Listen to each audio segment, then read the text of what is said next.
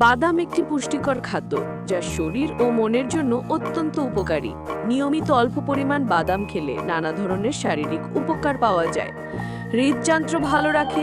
বাদামে ভালো চর্বি থাকে যা খারাপ কোলেস্টেরল কমায় এবং হৃদরোগের ঝুঁকি হ্রাস করে।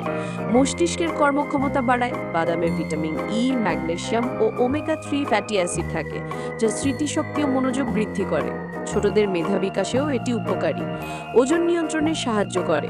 বাদাম খেলে অনেকক্ষণ পেট ভরা থাকে, ফলে অতিরিক্ত খাবার খাওয়ার প্রবণতা কমে। ডায়েট মেনে চলা ব্যক্তিদের জন্য এটি আদর্শ নাস্তা।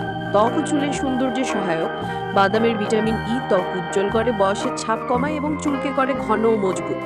ডায়াবেটিস নিয়ন্ত্রণে সহায়ক। বাদাম রক্তে শর্করার মাত্রা নিয়ন্ত্রণে রাখে এবং ইনসুলিনের কার্যকারিতা বাড়ায়। হাড় ও দাঁত মজবুত করে। বাদামে ক্যালসিয়াম ও ফসফরাস থাকে যা হাড় ও দাঁতের গঠনকে শক্তিশালী রাখে।